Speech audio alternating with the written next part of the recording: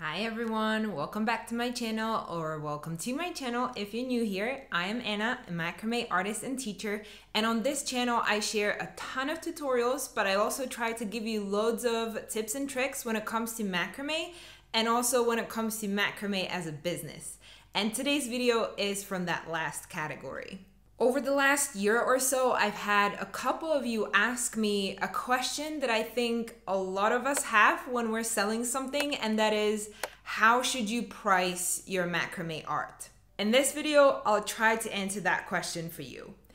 First thing I want to say, I am no expert at this. If you've seen any of my last videos about how to make an income, or even in my macrame exhibition video, I was saying that I don't really focus on selling my art. So this isn't an area that I put a lot of energy into. So what I will be sharing is definitely just my opinion, my process. I'm not saying that this is the best process to follow or that I know a lot about pricing art, because I don't. So just keep that in mind, please. I also think that that question is a simple question that does not have a simple answer. But there is a general formula that I use that I want to share with you. And the formula that I have is cost of supplies and the cost of my labor. Those two added together make up then the cost of my art piece. So let's talk about those two components, and then I'll also share just some general tips and advice. So the cost of supplies, that's the easier out of the two to, I think, to calculate, because it really is the cost of your cords, of your dowel, or whatever other supplies you've used for the project. But of course, you should also keep in mind that you might have other costs that are not just for that one piece, but that are sort of the costs of your business. Maybe you bought some additional tools like a clothing rack or a hot glue gun. Maybe you're purchasing a website where you are selling your pieces through. Maybe you are running some Instagram ads that cost you money, or some other marketing tools that you're using. So all of those should in some way be reflected in that cost of supplies. Again, no expert here, so I usually calculate the exact cost in terms of how much the cords and dowels and everything I've used for that one piece, how much they cost me, and then I'll add maybe 10% on top of that for all the other costs that I have that are more general. And then the cost of labor. The cost of labor, essentially what I mean by that is, how much do I want to be charged for the time that I'm putting in? So it means that if I worked on the piece for 10 hours and I know that I want to earn, just a random number for the easiness of calculation, let's say I want to earn $10 per hour, then the cost of labor will be 10 times 10 hours times $10 per hour, so $100 on top of that. And if the cost of supplies were, let's say, $50, the cords and everything that I've used, then the total cost of that piece would be $150. Now, of course, that is without any shipping or really any costs associated with the transport of the piece from you to the customer. And I think why that second part is difficult, because it's of course difficult, I think, for a lot of people to estimate how much, or to say how much should you charge for an hour of your work. I think it might be easier for those of you that have an experience with earning money in a different way, like being employed somewhere, because there it's then easy for you to calculate, well, how much money were you making there? And maybe you simply just want to say, you know what, I want to make the same amount of money that I was making in that other employment. And so you simply just take that, price tag and you apply it here. But if you haven't really worked before, or the money that you were making before was not what you wanted to make, then it might be harder to calculate the price of your labor now with your macrame art. But this really is a piece that only you can come to. Like, nobody can tell you how much should you charge for an hour of your time. It really depends on you and how much you value your time. And also, this is something that I think evolves over time. Maybe if you're just beginning with macrame, you're just starting, you know that also the quality of your work may be sort of more basic, let's say, then you would probably charge less. And then as you improve, as your pieces improve, you would charge more because you would consider your time as a macrame artist to be more valuable. Because you have learned new skills, you improve the quality of your work. So that really is the basic formula that I use.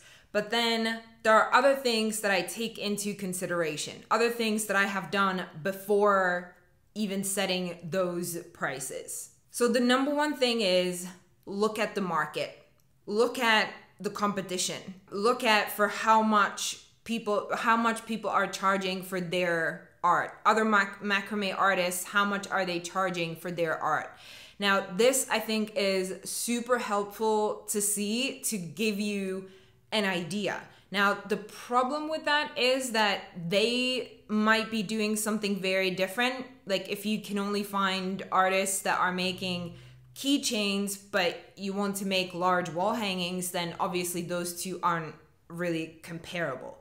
So ideally, you should try to find artists that make things that look similar to what you're planning to make so that the estimate is of value to you. I would also say that you need to look at the market, not just your local market in your local currency in your area, but also look elsewhere just to have an idea. So try to find artists in another country, even though that means it's at a different currency, but maybe with today's world being online and everything, you don't necessarily need to sell your pieces in your country, right? You can shop them sell them internationally as well.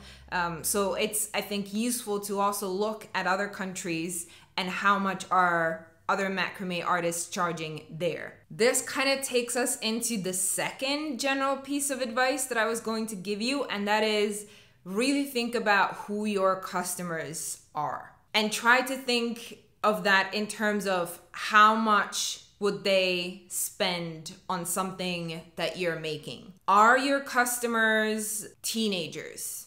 Let's stick with that example of keychains, right? That's a relatively small, piece. Maybe you're making them super colorful, and maybe you're making them with some fun accessories or something, and your target audience is teenagers or people between 15 maybe to 25 years old, something like that. Well, you can probably tell that age group doesn't have huge amounts of money to spend on accessories and things like that.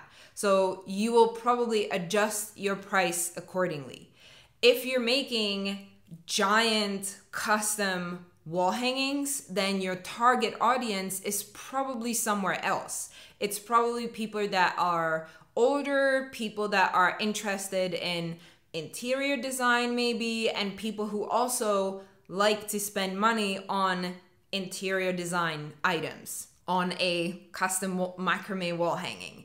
So you can, for that target group, you can probably charge more for that work than, let's say, if you were making wall hangings, but your audience on Instagram or wherever you're present is like maybe moms on maternity leave, usually. I mean, that is not a group that has a super high income that they might want to spend on things like that, right? So that's something that you have to keep in mind as well when setting your prices. Is it compatible with your target audience? So those were the two additional pieces of advice. And then in general, my approach or my thinking is that prices is not something that's set in stone. It's not like once you set it and maybe you put it on Instagram or wherever on your website, you can go back in the next day and change it, right? So I would say don't worry about it too much to a point where you would rather just not sell at all because you're not sure how to set your prices. You should definitely just figure out a number, do that, and then just like with everything else, you're going to get better at this over time. You will have some experience, if in, 3 months, nothing will sell, then maybe that's a sign for you that you need to revisit your strategy and look at that again. Are the prices too high? Are they too low? Do people think that because I have super low prices, I'm not putting out good quality work? Am I targeting the right audience? Am I using the right marketing strategy? All those things play a huge role, of course, when you're selling your art. And if you're wondering for how much I actually sell my pieces, it usually is in the range between 2,000 to 4,000 Czech crowns. Keep that in mind, it is Czech crowns. Here, the market, what I found is that people are not really willing to spend that much money on something like macrame art. I think people really underestimate how much time and effort it takes to create a piece like that. So I know, or I think that if I made the prices double than that, people wouldn't be interested. Plus, again, I'm thinking about it as only like a side, nice added bonus if they actually sell, but YouTube being my main source of income on this. And also keep in mind, this is our local market, right? So even if you convert that to US dollars, for example, we have a completely different cost of living and just in general, a different situation here in the Czech Republic. So it's not just such a straight, comparison.